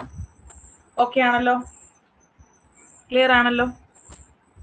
നമുക്ക് ടോപ്പിക്കിലേക്ക് പോകാം. ഇതൊക്കെ അഡീഷണൽ ഫാക്ട് ആയിട്ട് പറഞ്ഞു എന്നേ ഉള്ളൂ. ഇൻ കേസ് ചോദിച്ചാൽ നിങ്ങൾക്ക് മാർക്ക് സ്കോർ ചെയ്യാൻ പറ്റാതിരിക്കരുത്, അതുകൊണ്ട് ഞാൻ അഡീഷണൽ ഇൻഫർമേഷൻ ആയിട്ട് പറഞ്ഞതാണ് കേട്ടോ. ഇവരുടെ എല്ലാം ലിസ്റ്റ് അടങ്ങിയ ഒരു നോട്ട് ഞാൻ നിങ്ങൾക്ക് തരാവേ. അപ്പൊ നമ്മൾ ആദ്യമേ പറയുന്നത് ആർട്ടിക്കിൾ 52 ആണ്. ആർട്ടിക്കിൾ 52 പറയുന്നത് ഇന്ത്യക്ക് ഒരു പ്രസിഡന്റ് ഉണ്ടായിരിക്കണം ആൻഡ് അത് ഹെഡ് ഓഫ് ദി സ്റ്റേറ്റ് ആയിരിക്കും. അദ്ദേഹം ഹെഡ് ഓഫ് ദി സ്റ്റേറ്റ് ആയിരിക്കും. രണ്ടാമത്തെ ആർട്ടിക്കിൾ 53 പറയുന്നത് executive powers of the union shall be vested in the president എന്നുള്ളതാണ്. അതായത് നമ്മുടെ യൂണിയൻ ഗവൺമെന്റിന്റെ എക്സിക്യൂട്ടീവ് പവേഴ്സ് കൈകാര്യം ചെയ്യുന്ന ആരായിരിക്കും? പ്രസിഡന്റ് ആയിരിക്കും. ആൻഡ് അത് എങ്ങനെയാണോ, ഒന്നെങ്കിൽ അദ്ദേഹം ഡയറക്ട്ലി എക്സിക്യൂട്ട് ചെയ്യും, അല്ലെങ്കിൽ through the officers or subordinates to him, അല്ലേ? അതായത് കോൺസ്റ്റിറ്റ്യൂഷനിൽ പറഞ്ഞിരിക്കുന്നതിനനുസരിച്ചിട്ട് ഡയറക്ട്ലി ഓർ ഇൻഡയറക്ട്ലി പ്രസിഡന്റ് ആയിരിക്കും എക്സിക്യൂട്ടീവ് പവേഴ്സ് ഹാൻഡിൽ ചെയ്യുന്നത്. ഓക്കെ ആണോ? ആർട്ടിക്കിൾ 53 നിങ്ങൾ ഇത് ഡീറ്റെയിൽ ചെയ്ത് പഠിക്കൊന്നും വേണ്ട, ഞാൻ പറയുന്ന കീ പോയിന്റ്സ് മാത്രം പഠിക്കുക. Article 52 president of India, article 53 executive powers of the president. അങ്ങനെ പഠിച്ചു വെച്ചാൽ മതി കേട്ടോ, അല്ലാതെ ഇതിങ്ങനെ നീട്ടി പിടിച്ച് പഠിക്കൊന്നും വേണ്ട കേട്ടോ. ഓക്കെ, ക്ലിയർ ആയോ? ക്ലിയർ ആണോ? 52 53 ക്ലിയർ ആയോ? ഇനി 54 പറയുന്നത് ഇലക്ഷൻ ഓഫ് ദി പ്രസിഡന്റ് ആണ് കേട്ടോ. ഇലക്ഷൻ ഓഫ് ദി പ്രസിഡന്റ് ആണ്. എങ്ങനെയാണ് പ്രസിഡന്റിനെ ഇലക്ട് ചെയ്യേണ്ടത്? Election of the president article 55 manner of election of president, article 56 term എന്ന് വെച്ച് കഴിഞ്ഞാൽ എത്ര കാലത്തേക്കാണ് എന്നുള്ളതാണ് കേട്ടോ. Term of office of president. 57 eligibility four re election. Screen visible ആണോ? ഇടയ്ക്കൊരു ഇഷ്യൂ വന്ന് കണ്ടായിരുന്നു. സ്ക്രീൻ വിസിബിൾ ആണോ? ഓക്കെ ആണോ? എന്തോ ഒരു ഓക്കെ ആണോ? ക്ലിയർ അല്ല, എനിക്ക് തോന്നി എന്തോ ഒരു ഇഷ്യൂ വന്നതുപോലെ എനിക്ക് ഫീൽ ചെയ്തു. എല്ലാവർക്കും കാണത്തില്ല? ഇപ്പൊ വിസിബിൾ ആയോ? ഇപ്പൊ ഓക്കെ ആയോ? ഓക്കെ ആയോ? Okay. Then Article 57 eligibility for re-election ആണ്. Article 58 qualification ആണ്. Article 59 condition of president's office ആണ്. അതൊക്കെ president's office എന്ന് പഠിച്ചാൽ മതി കേട്ടോ. പിന്നെ Article 60 oath ആണ്.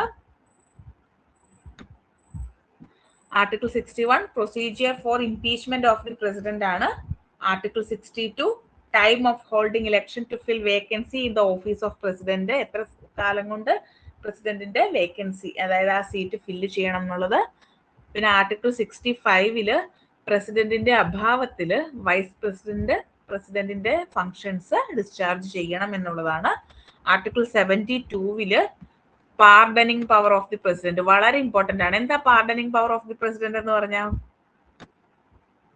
Pardoning power of the president എന്ന് വെച്ചാൽ എന്താ?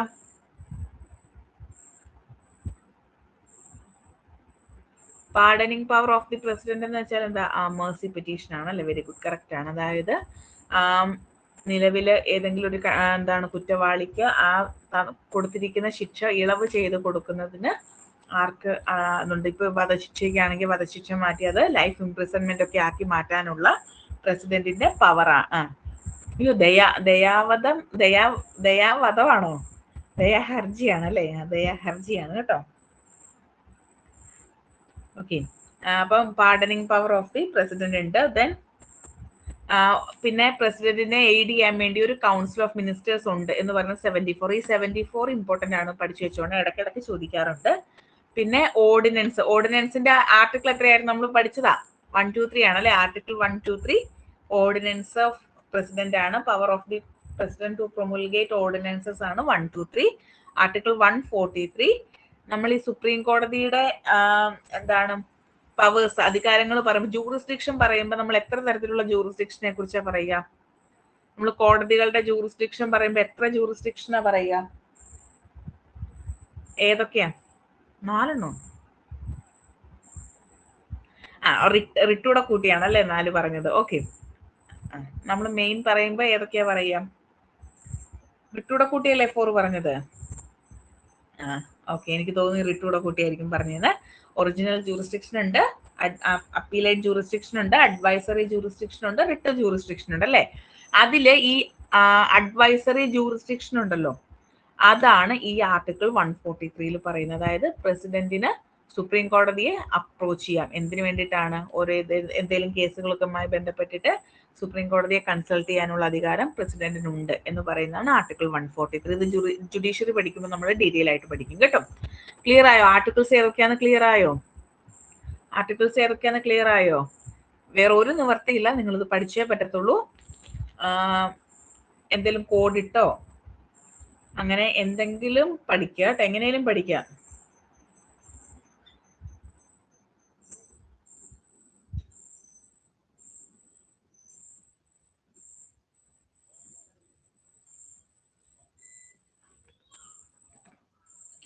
ഓക്കെ ആണോ?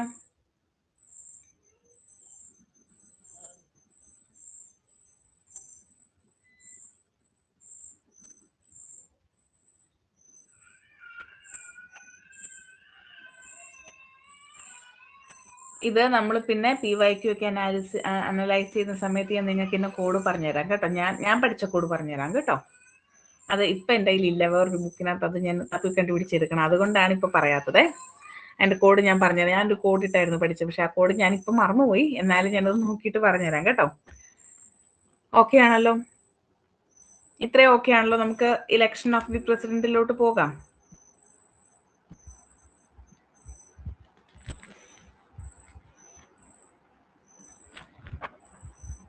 ഞാൻ ഓഡിബിൾ ആണല്ലോ അല്ലേ? ഓഡിബിൾ ആണോ? നിങ്ങൾക്ക് കേൾക്കാൻ പറ്റുന്നു. ഇവിടെ കറണ്ട് പോയിരുന്നു, അപ്പം വൈഫൈ ചെറുതായിട്ട് പോയോ എന്നൊരു ഡൗട്ട് വന്നതുകൊണ്ടാണ്. ഓക്കെ, ഇനി നമ്മൾ ഇലക്ഷൻ ഓഫ് ദി പ്രസിഡന്റ് ആണ് പറയുന്നത്. ഇലക്ഷൻ പറയുന്ന ആർട്ടിക്കിൾ ഏത്? ആർട്ടിക്കിൾ 54 ആണ് അല്ലേ? ആർട്ടിക്കിൾ 54 എന്താ പറയുന്നത്? The president shall be elected by the members of an electoral college അല്ലെ? പ്രസിഡന്റിനെ ഇലക്ട് ചെയ്യുന്നത് ആരാണ്? ഡയറക്റ്റ് ഇലക്ഷൻ ആണോ പ്രസിഡന്റിനെ ചൂസ് ചെയ്യാൻ വേണ്ടി ഉപയോഗിക്കുന്നത്, ഇലക്ട് ചെയ്യാൻ വേണ്ടി ഉപയോഗിക്കുന്നത്? സ്ക്രീൻ ഓക്കെ അല്ല? സ്ക്രീൻ പോയോ? എല്ലാവർക്കും സ്ക്രീൻ പോയോ? ബ്ലർ ആണല്ലേ? ഇന്ന് മൊത്തത്തിൽ ഇവിടെ മഴ ഇടിയൊക്കെ ആയതുകൊണ്ട് നെറ്റ്വർക്ക് ഒരു ചെറിയ പ്രശ്നം തരുന്നുണ്ട്. ഇപ്പോഴും ഓക്കെ ആയില്ല?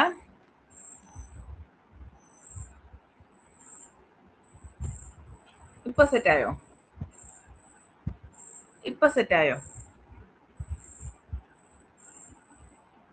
ഓക്കെ. ആർട്ടിക്കിൾ 54 നമ്മുടെ പ്രസിഡന്റിനെ കുറിച്ച് പറയുന്നത്, ഇലക്ഷൻ ഓഫ് ദി പ്രസിഡന്റിനെ കുറിച്ച് പറയുന്നത് അല്ലേ?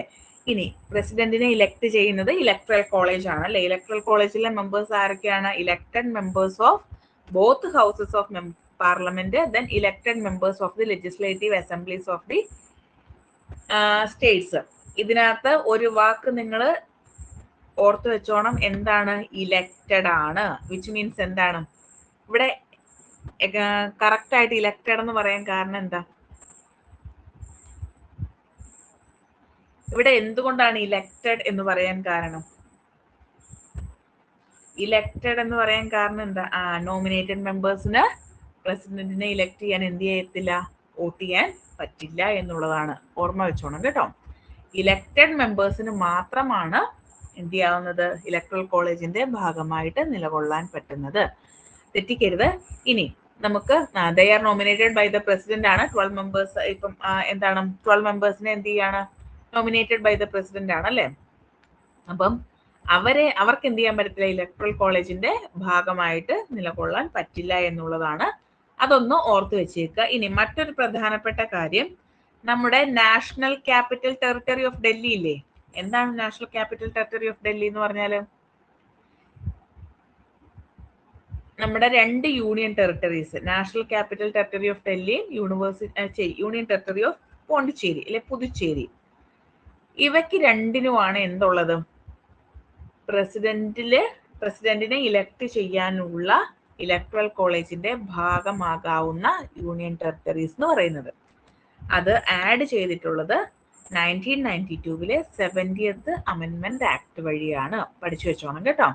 അതായത് നോർമലി സ്റ്റേറ്റുകൾക്കാണ് ഇലക്ട്രൽ കോളേജിന്റെ ഭാഗമാകാൻ പറ്റുക, എന്നാൽ നാഷണൽ ക്യാപിറ്റൽ ടെറിട്ടറി ഓഫ് ഡൽഹിക്കും പുതുച്ചേരിക്കും ഇതിൽ ഭാഗമാകാം. അങ്ങനെ ആക്കി മാറ്റിയ കോൺസ്റ്റിറ്റ്യൂഷണൽ അമെൻമെന്റ് ആക്ട് എന്ന് പറയുന്നത് 1992 70th അമെൻമെന്റ് ആക്ട് ആണ്. ക്ലിയർ ആയോ? ഇലക്ഷൻ ഓഫ് ദി പ്രസിഡന്റിന്റെ തുടക്കം ഭാഗം ക്ലിയർ ആയോ? ഒരു ഇലക്ട്രൽ കോളേജ് ആണ് ഇലക്ട് ചെയ്യുന്നത്. അതിലുള്ളത് elected members of both houses of പാർലമെന്റും elected members of the legislative assemblies of the സ്റ്റേറ്റ്സുമാണ്. നാഷണൽ ക്യാപിറ്റൽ ടെറിട്ടറി ഓഫ് ഡൽഹിക്കും പുതുച്ചേരിക്കും ഇതിൽ ഭാഗമാകാം. അങ്ങനെ ഒരു ആക്ട് വരുന്നത്, അങ്ങനെ ഒരു നിയമം വരുന്നത് 70th കോൺസ്റ്റിറ്റ്യൂവന്റ് അമെൻമെന്റ് ആക്ട് ഓഫ് 1992 ആണ്. ഓക്കെ ആണല്ലോ?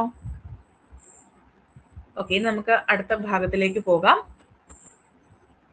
സ്ക്രീൻ ഓക്കെ ആണോ? സ്ക്രീൻ ഓക്കെ ആണോ?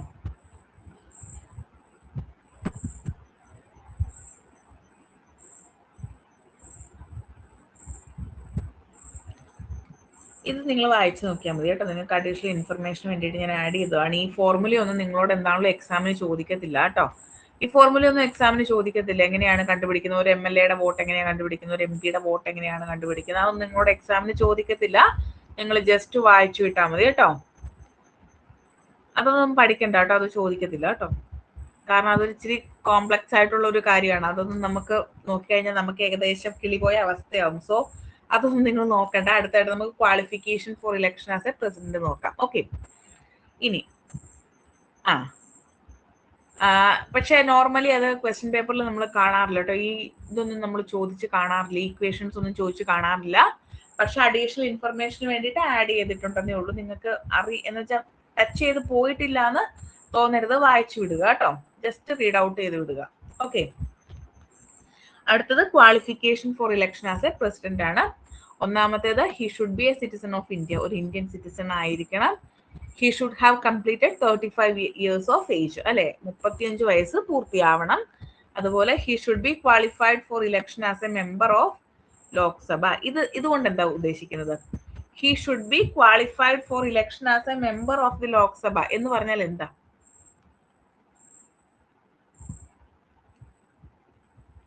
എന്ന് പറഞ്ഞാൽ എന്താ?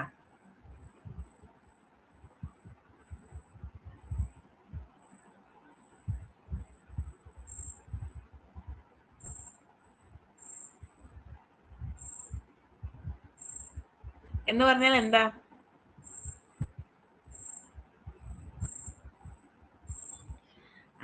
ലോക്സഭാ മെമ്പർ ആകണം എന്നാണോ പറഞ്ഞിരിക്കുന്നത്? ലോക്സഭാ മെമ്പർ ആവണം എന്നാണോ പറഞ്ഞിരിക്കുന്നത്? അല്ല, അത് തെറ്റിക്കരുത് കേട്ടോ. ലോക്സഭാ മെമ്പർ ആവണം എന്നല്ല പറഞ്ഞിരിക്കുന്നത്. ഒരു ലോക്സഭാ മെമ്പറിനാകാനുള്ള ക്വാളിഫിക്കേഷൻ എന്താണോ ആ ക്വാളിഫിക്കേഷൻ അക്വയർ ചെയ്ത ആളായിരിക്കണം പ്രസിഡന്റ് എന്നുള്ളതാണ് കേട്ടോ. അല്ലാതെ അദ്ദേഹം ഒരിക്കലും എന്ത് ചെയ്യണ്ട, ലോക്സഭാ മെമ്പർ ആവണ്ട. ക്ലിയർ ആയല്ലോ അല്ലെ? അതിലൊരു ഡൗട്ട് വരാൻ ചാൻസ് ഉണ്ട്. അതുകൊണ്ടാണ് ഞാൻ ഇത് എടുത്തു പറഞ്ഞത്. ലോക്സഭാ മെമ്പർ ആവണ്ട. എന്നാൽ പ്രൈം മിനിസ്റ്റർ എങ്ങനെയാവണം? പ്രൈം മിനിസ്റ്റർ എങ്ങനെയാവണം? പ്രൈം മിനിസ്റ്റർ എങ്ങനെയാണ്? പ്രസിഡന്റ് ലോക്സഭാ മെമ്പർ ആകണ്ട. Prime minister member of the Lok Sabha ആയിരിക്കും കേട്ടോ. ക്ലിയർ ആണല്ലോ അല്ലെ? ഓക്കെ ആണല്ലോ അല്ലെ? അതായത് ഏതെങ്കിലും ഒരു കോൺസ്റ്റിറ്റ്യുവൻസിയിൽ നിന്ന് ജയിച്ച് ഭൂരിപക്ഷം കിട്ടി ജയിച്ചു വരുന്ന ആൾക്ക് മാത്രമേ എന്താവാൻ പറ്റത്തുള്ളൂ? പ്രൈം മിനിസ്റ്റർ ആവാൻ പറ്റത്തുള്ളൂ അല്ലെ? പക്ഷെ പ്രസിഡന്റിന് അങ്ങനെയില്ല. പക്ഷെ അദ്ദേഹം എന്ത് ചെയ്യണം? അങ്ങനെ ഒരു മെമ്പർ ആവാനുള്ള ക്വാളിഫിക്കേഷൻ നേടിയ വ്യക്തിയായിരിക്കണം. പിന്നെ ഒരു ഗവൺമെന്റ് ജോലിക്കാരൻ, സെൻട്രൽ ഗവൺമെന്റിന്റെയോ സ്റ്റേറ്റ് ഗവൺമെന്റിന്റെയോ ഒരു പ്രോഫിറ്റ് അല്ലെങ്കിൽ ബെനിഫിറ്റ് നേടുന്ന ഒരു വ്യക്തി ആവാൻ പാടില്ല. വിച്ച് മീൻസ് അദ്ദേഹം ഒരു ഗവൺമെന്റ് എംപ്ലോയി ആയി നിലകൊള്ളാൻ പിന്നെ പാടില്ല എന്നുള്ളതാണ് കേട്ടോ. ക്ലിയർ ആണല്ലോ? പോയിന്റ്സ് ക്ലിയർ ആണല്ലോ?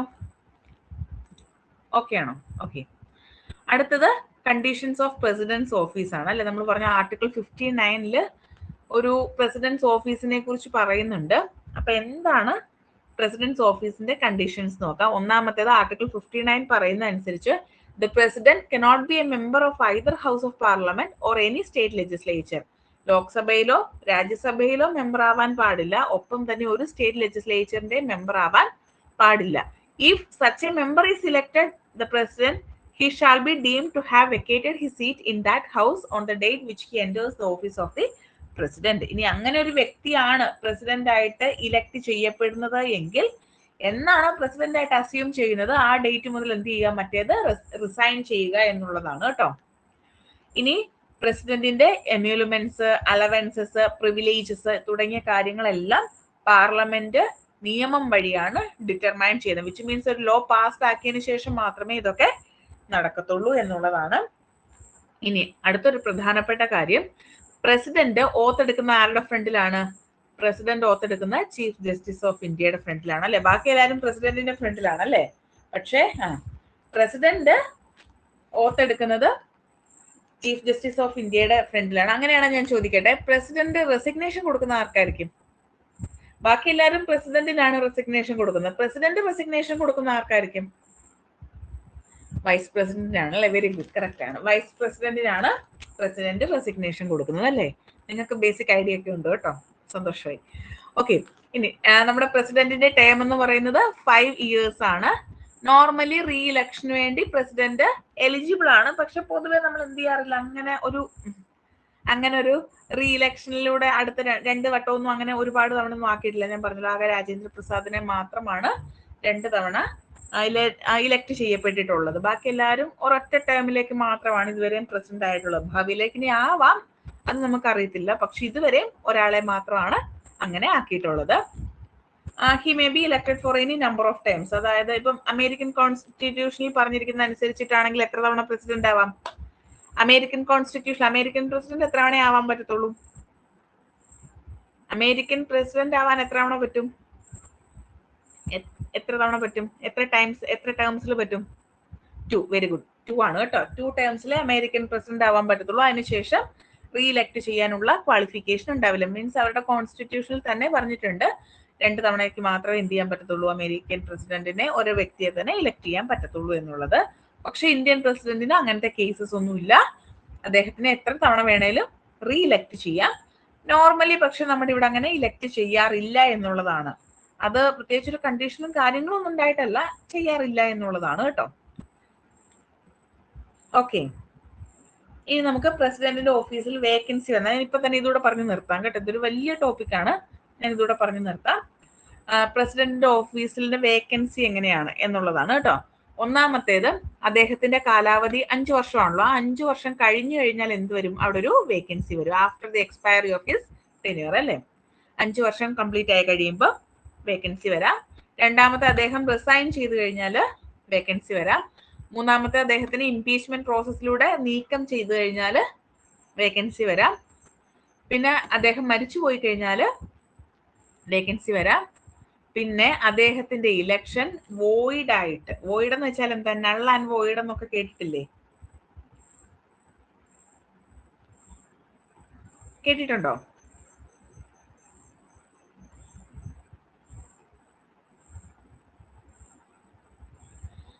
അസാധുവായി കഴിഞ്ഞു, ഇലക്ഷൻ അസാധുവായി കഴിഞ്ഞു കഴിഞ്ഞാൽ എന്താകും? വേക്കൻസി വരാം. അപ്പൊ എന്റെ അടുത്ത ക്വസ്റ്റ്യൻ ഇതാണ്, ഇന്ത്യൻ പ്രസിഡൻസിൽ ആരെങ്കിലും ഓഫീസിൽ ഇരിക്കെ മരിച്ചിട്ടുണ്ടോ? മീൻസ് അദ്ദേഹം പ്രസിഡന്റ് ആയിരിക്കുന്ന സമയത്ത് ആരെങ്കിലും മരിച്ചിട്ടുണ്ടോ? ഡൈഡ് ഇൻ ഓഫീസ് ഉണ്ടോ? ആരാ മരിച്ചിട്ടുള്ളത്? എങ്ങനെയാണെങ്കിൽ എത്ര പേര് മരിച്ചിട്ടുണ്ട്? 1 2 3 4 5 എത്ര പേര് മരിച്ചിട്ടുണ്ട്? ഡൈഡ് ഇൻ ഓഫീസ് ആയിട്ടുള്ള എത്ര പേരുണ്ട് ഇന്ത്യൻ പ്രസിഡൻസിൽ? Died in office Zakir Hussain died in office ആണ് അല്ലേ. പിന്നെയോ ഒരാളേ ഉള്ളോ? ഒരാളൂടെ ഉണ്ട്. ആരാ? കാലാവധി പൂർത്തിയാക്കുന്നതിന് മുന്നേ ഓഫീസിലിരുന്ന് മരിച്ച മറ്റൊരു വ്യക്തിയുണ്ട്. നമ്മൾ അദ്ദേഹത്തിന്റെ പേര് എപ്പോഴും പഠിക്കുന്നതാണ്, എമർജൻസിക്ക് ആയിട്ട് അസോസിയേറ്റ് ചെയ്ത് പഠിക്കുന്ന ഫക്രുദ്ദീൻ അലി അഹമ്മദ്. ഇങ്ങനെ ഓഫീസ് ഡൈഡ് ഇൻ ഓഫീസ് ആണ് കേട്ടോ. അതൊന്ന് ഓർത്ത് വെച്ചേക്കണേ. രണ്ടുപേരുടെ പേര് നിങ്ങൾ എവിടെയെങ്കിലും ഒന്നും എഴുതി വെച്ചേക്കുക. എവിടെയെങ്കിലും ഒന്ന് എഴുതി വെച്ചേക്കുക, ഇമ്പോർട്ടന്റ് ആണ്, ഒന്ന് പഠിച്ചു വെച്ചേക്കുക. സക്കീർ ഹുസൈനും ഫക്രുദ്ദീൻ അലി അഹമ്മദും ആണ് ഡൈഡ് ഇൻ ഓഫീസ് ആയിട്ടുള്ളവർ. ഓക്കെ, ക്ലിയർ ആയല്ലോ?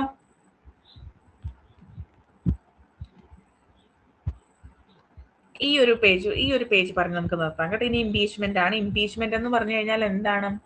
ഇംപീച്ച്മെന്റ് എന്ന് പറഞ്ഞു കഴിഞ്ഞാൽ റിമൂവൽ ഓഫ് പ്രസിഡന്റ് ആണ് അല്ലേ. അതൊരു ക്വാസി ജുഡീഷ്യൽ പ്രൊസീജിയർ ആണ് എന്ന് ഓർത്ത് വെച്ചേക്കണം കേട്ടോ. ഒരു ക്വാസി ജുഡീഷ്യൽ പ്രൊസീജിയർ ആണ് ഇംപീച്ച്മെന്റ് എന്ന് പറയുന്നത്. ആർട്ടിക്കിൾ 61 പറയുന്നത്. ഇനി മറ്റൊരു പ്രധാനപ്പെട്ട കാര്യം, ഈ പ്രസിഡന്റിനെതിരെയുള്ള ഇംപീച്ച്മെന്റ് പ്രോസസ്സ് നമുക്ക് ലോക്സഭയിലോ രാജ്യസഭയിലോ എന്ത് ചെയ്യാം? ഇനീഷ്യേറ്റ് ചെയ്യാം എന്നുള്ളതാണ്. It can be initiated by either houses of the parliament. പാർലമെന്റിന്റെ ഏതേ സഭയിൽ വേണമെങ്കിൽ എന്ത് ചെയ്യാം? ഇംപീച്ച്മെന്റ് പ്രോസസ്സ് സ്റ്റാർട്ട് ചെയ്യാം എന്നുള്ളതാണ്. ഓക്കെ, ക്ലിയർ ആയല്ലോ? ഓക്കെ ആണല്ലോ? ഓക്കെ, അത്രയും പഠിച്ചു വെച്ചാൽ മതി. ബാക്കിയൊക്കെ നിങ്ങളൊന്ന് വായിച്ചു വെച്ചാൽ മതി കേട്ടോ. സോ ഇത്രയാണ് ഇംപീച്ച്മെന്റ് വരെയുള്ള കാര്യങ്ങൾ. ഇതുവരെയുള്ള കാര്യങ്ങളിൽ എന്തെങ്കിലും ഡൗട്ട് ഉണ്ടോ? Articles, election of the president, അതുപോലെ impeachment process, conditions of president's office, eligibility, ഇങ്ങനെയുള്ള കാര്യങ്ങളിലെ ക്വാളിഫിക്കേഷൻസ്, ഇങ്ങനെയുള്ള കാര്യങ്ങളിൽ എന്തെങ്കിലും ഡൗട്ട് ഉണ്ടോ? ഓക്കെ ആണോ? അടുത്തതിൽ നമ്മൾ പവേഴ്സ് ആൻഡ് ഫങ്ഷൻസ് ആണ് കേട്ടോ പറയുന്നത്. ഓക്കെ ആണോ? ക്ലിയർ ആണോ?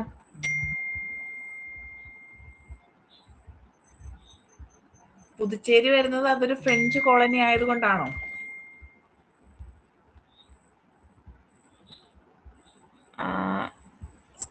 സിസ്റ്റർ പറഞ്ഞത് എനിക്ക് ക്ലിയർ ആയില്ലല്ലോ.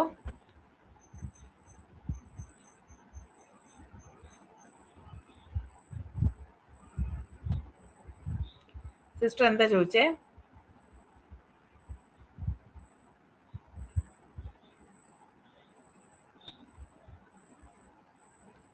മെമ്പർ ഓഫ് എന്താ ഉദ്ദേശിച്ചത്? നമിത ചോദിച്ചത് ആയിരുന്നത് എന്നുള്ളതാണോ? അതും എനിക്ക് മനസ്സിലായില്ല കേട്ടോ. പുതുച്ചേരി വരുന്നത് അതൊരു ഫ്രഞ്ച് കോളനി ആയതുകൊണ്ടല്ല, അതിനൊരു സ്പെഷ്യൽ സ്റ്റേറ്റസ് ഉള്ളത് കൊണ്ടാണ് കേട്ടോ. അതിനൊരു സ്പെഷ്യൽ കോൺസ്റ്റിറ്റ്യൂഷണൽ സ്റ്റേറ്റസ് ഉണ്ട് എന്നുള്ളത് കൊണ്ടാണ് അതിനകത്ത് വരുന്നത് കേട്ടോ. അതിന് എന്തുകൊണ്ടാന്ന് വെച്ചാൽ ഈ പുതുച്ചേരിക്കും ഡൽഹിക്കും നമ്മുടെ ഇപ്പോഴത്തെ JNK ഉണ്ടല്ലോ, JNKക്കും മാത്രമാണ് യൂണിയൻ ടെറിട്ടറീസിൽ ലെജിസ്ലേച്ചർ ഉള്ളത്. നിങ്ങൾക്ക് അറിയാലോ, ലെജിസ്ലേറ്റീവ് അസംബ്ലി ഉള്ളത്. കാരണം നമ്മൾ ഓൾറെഡി പറഞ്ഞിട്ടുണ്ട് എന്താണ് ഇലക്ട്രൽ കോളേജിലെ മെമ്പേഴ്സ് എന്ന് പറയുന്നത് ഇലക്റ്റഡ് മെമ്പേഴ്സ് ആയിരിക്കും അല്ലെ. ജനങ്ങളെ ഇലക്ട് ചെയ്തിട്ടുള്ള മെമ്പേഴ്സ് ആണ് ഇലക്ട്രൽ കോളേജിന്റെ ഭാഗമാവുക. അപ്പൊ ബാക്കിയുള്ള യൂണിയൻ ടെറിട്ടറീസിനൊന്നും ലെജിസ്ലേറ്റീവ് അസംബ്ലി ഇല്ല എന്ന് പറയുമ്പോൾ അതിനർത്ഥം എന്താ? അവിടെ ഇലക്റ്റഡ് മെമ്പേഴ്സ് ഇല്ല എന്നുള്ളതാണ്. സോ ഇതിന് മൂന്നിനും മാത്രമാണ് എന്തുള്ളത്? ഇലക്റ്റഡ് മെമ്പേഴ്സ് ഉള്ളത്. സോ ഇത് ഇലക്ട്രൽ കോളേജിന്റെ ഭാഗമാകുന്നു എന്നുള്ളതാണ്. അല്ലാതെ അത് ഒരു പർട്ടിക്കുലർ രാജ്യത്തിന്റെ കോളനി ആയതുകൊണ്ട് എന്നുള്ളതല്ല കേട്ടോ. ഓക്കെ ആണോ? ക്ലിയർ ആണോ?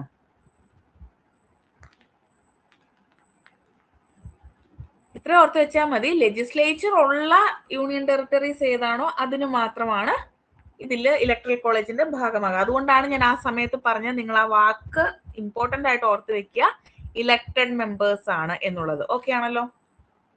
ഇതുവരെയുള്ള ക്ലിയർ ആയല്ലോ അല്ലേ? ഓക്കെ, അപ്പൊ നമുക്ക് നെക്സ്റ്റ് ക്ലാസ്സിൽ കാണാം കേട്ടോ. Thank you.